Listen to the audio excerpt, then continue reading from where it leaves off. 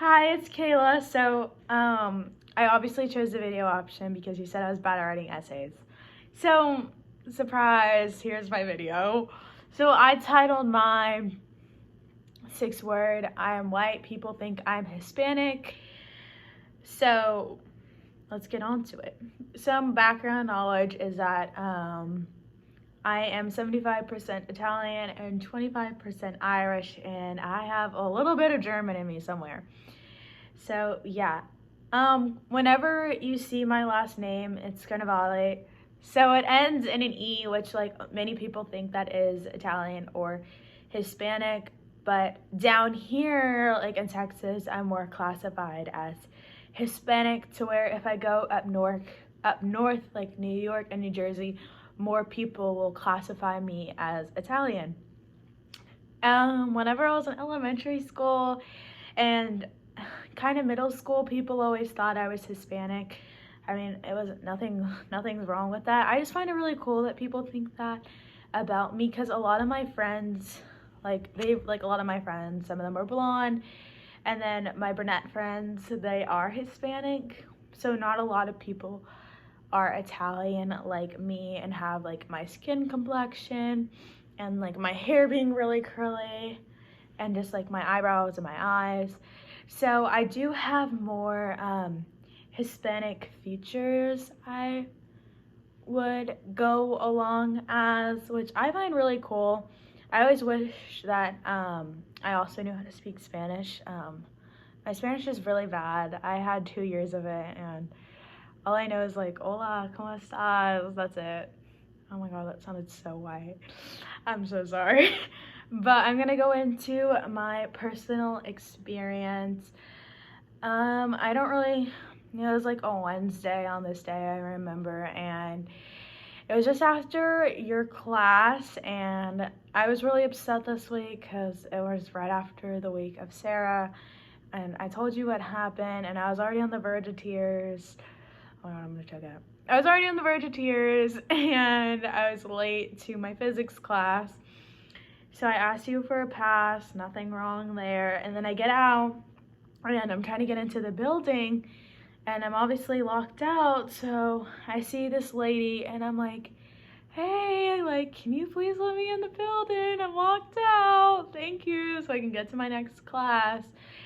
And she looks at me up and down and like kind of like scans me, and she goes, do you have a pass? And I'm like, right here, let me in the building, I'm late. And she like made the straight assumption, like, do you speak English?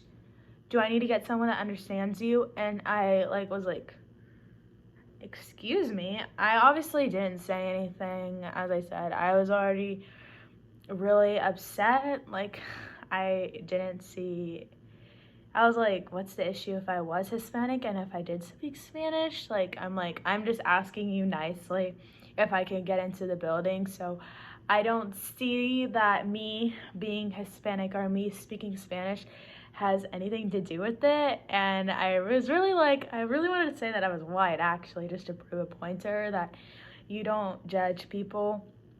And I don't even know how she really like even judged me, because like maybe she saw like my skin complexion, but like you're only seeing my eyes up. So like for her to make the assumption about me kind of was just like, I don't know, kind of hurt my feelings a little bit. But because I don't think it's right to make assumptions about other people and not knowing them. But yeah, that was my personal experience of me being racially discriminated against. And yeah. Okay, so this is the interview part with my mom. This is my mom. Hi. Clearly we don't look alike, but it's okay. She is 50% Italian and 50% Irish. Okay, your first question is, what was your reaction when I got racially discriminated against? I was furious. I could not believe that this lady would ask if you speak English. I mean, it just blew my mind. Okay. And then the second question and the last question is, like, have you ever been racially, like, discriminated against? Well, I believe at a theater incident, when you were in Aragon, a woman accused me of being prejudiced. It was about 6 o'clock in the morning, and I was by a table for Aragon waiting for your event to begin, and I overheard a woman asking her granddaughter, a woman of African American descent, asking her, well, how do I know what room you're in? And I overheard her, and I just basically told her that there's a list over on the wall that would have your daughter's name and the room number she was in. That was the end of it. A couple of hours later, after your poetry event, I went downstairs, and this woman runs up to me and was saying this stuff to me that I was basically accusing her of stealing stuff at the Aragon table. And I was kind of like wondering why she would even think that. And I was kind of taken back by it. And she's like, well, do I have the wrong idea? And I basically shook my head and I said, yes, you do have the wrong idea, because I was not even thinking that. Okay, so that's my mom's story. And now I'm moving on to my dad. Bye now. Thank you. Okay, so now I'm in the interview part with my dad. Clearly, we look a lot more alike. So he is 100% Italian. Okay, so now on to the questions. Your first question is, what was your reaction whenever the lady racially discriminated against me? Honestly, I was not thrilled. I think I kept asking Kayla who was it. I think she sort of tried to cover it up because I really wanted to come down to the school and talk about it personally. Okay. And then the second question is, have you ever experienced a personal thing that happened to you that you were racially discriminated against? Yes, I don't think it's not like a bad story. It's sort of a funny story.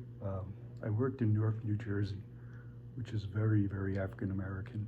Rough part of town? Rough part of town, and I was leaving from work, and my car broke down, and this is back in the 90s, and I had to use a payphone, and I'm walking by the projects, and these two young African American boys walked by me and said, oh, I think he's 5'0". He's got to be 5'0", because I was white in a really black neighborhood. So there you go. Okay, so that's your story? That's it. That's my story. Okay, so those were my parents' story about racial discrimination. And yeah. So this is just my closing part. You just saw my parents' interview. And what I can take away from this is that I think any race can be racist. You just saw different examples. You can see black people being racist, and then you can see, personally, white people being racist, and sometimes Hispanic people can be racist, and sometimes Asian people can be racist. It still saddens me that, we're literally in the year 2020, and that racism still exists, and that it hasn't gone away yet. In the 1920s, obviously, it was a lot worse how, there was segregation, and how, black and white people couldn't use the same restrooms or the same water fountains or eat at the same restaurants or go to the same schools. But if you really, look in the world, in my opinion, there still is some racism, and you see it on the news, how, a white officer kills an African American guy, and it makes really big news, and it's sad that this is what the big news is, and it always just comes down to race, in my opinion. And I think if we didn't have racism, the world would be a lot happier, in my opinion. It's sad that it still exists. Hopefully in the future it's less of that, I hope, but it's the future, so we'll see. But yeah, that's the ending of my project. I really enjoyed sociology class so far this year, and I'm ready for AP Psych. And yeah, thank you.